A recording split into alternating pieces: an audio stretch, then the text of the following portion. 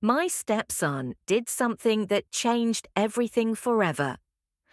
I never thought one decision could shatter the foundation of everything I built.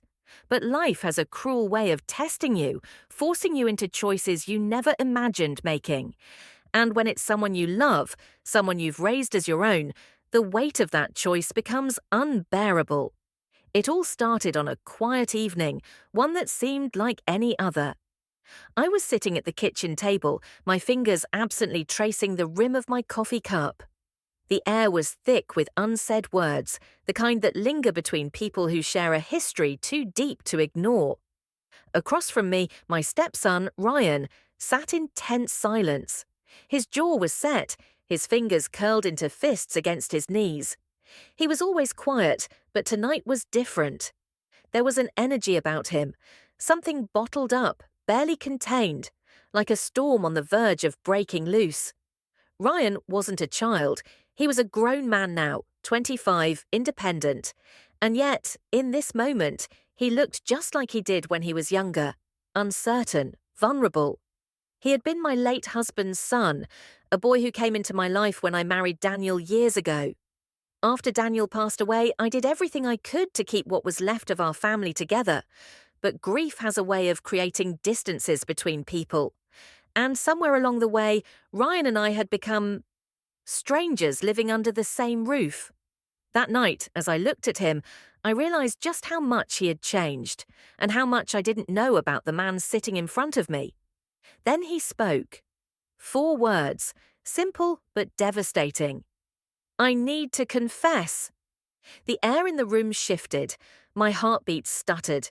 His voice was raw, filled with something heavy. Regret? Guilt? Fear? I put my cup down, hands suddenly clammy. Ryan, what is it? He exhaled sharply, running a hand through his dark hair. He looked at me, his eyes searching mine for something, understanding maybe, or a way out. But whatever it was he needed, I wasn't sure I could give it to him. I did something I can't take back. The world around me seemed to fade, my focus narrowing on his face. My mind raced with possibilities. Had he hurt someone? Was he in trouble? My heart pounded against my ribs as the silence stretched between us. I swallowed, forcing my voice to stay steady. Ryan, whatever it is, we'll figure it out, but you have to tell me the truth. His lips parted, his breathing uneven. And then he said it. And in that instant, everything changed. Expanding the conflict, deepening relationships. For a moment, the only sound in the kitchen was the faint hum of the refrigerator. I felt the weight of Ryan's words before they even fully registered. His eyes were locked onto the table, unable to meet mine, his fingers trembling slightly as he clenched them together. I swallowed hard, steadying myself. Ryan, whatever it is, you can tell me. He let out a shaky breath, his jaw tightening. I know, but that doesn't mean it'll change anything. His voice held something I hadn't heard in years. Fear. Not the kind that comes from momentary panic, but something deeper, more profound. My stomach twisted.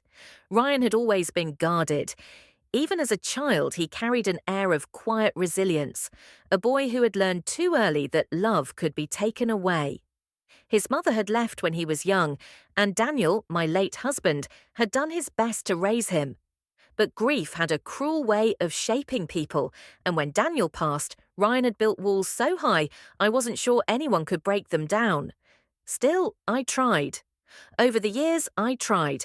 But no matter how much I reached out, he always pulled away. Until now. Now he was here, sitting in front of me, unraveling right before my eyes.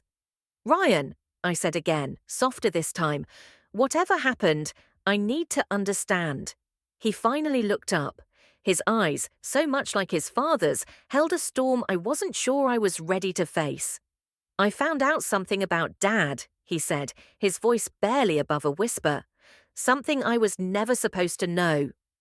My breath caught. The room suddenly felt too small, the walls closing in. Daniel. After all these years, his name still carried weight. I forced myself to speak. What did you find? Ryan hesitated, his fingers tightening against the table, and then, with a hollow expression, he whispered, "He wasn't the man we thought he was." The world tilted beneath me. Everything I believed, everything I built, had just been thrown into question, heightening suspense, unfolding the main conflict. My hands felt cold against the warmth of my coffee cup. I stared at Ryan, my mind racing. "What do you mean?" I asked, my voice barely steady. Ryan swallowed hard, rubbing his hands together as if trying to chase away a chill. "Dad? He wasn't who he pretended to be. I found something that proves it." I struggled to breathe. I had spent years mourning Daniel, keeping his memory alive in the small ways that mattered. His favourite chair still sat untouched in the living room, his books lined the shelves, and every now and then I'd find myself whispering his name as if he were still here. But now, what Ryan was saying threatened to shatter that fragile reverence. "What did you find?" I pressed, my heartbeat hammering in my ears. Ryan hesitated. His eyes flickered toward the doorway as if someone might be listening. Then he pulled his phone from his pocket, tapped a few times, and turned the screen toward me. What I saw made my stomach drop. It was an old photograph, grainy but unmistakable. Daniel stood in the center, younger, dressed in a suit, his hand gripping another man's shoulder. The man's face was blurred, but it was the look in Daniel's eyes that sent a shiver down my spine. Not the warm, reassuring gaze I remembered, but something else, something unreadable. And then I saw the date, 3 months before we met.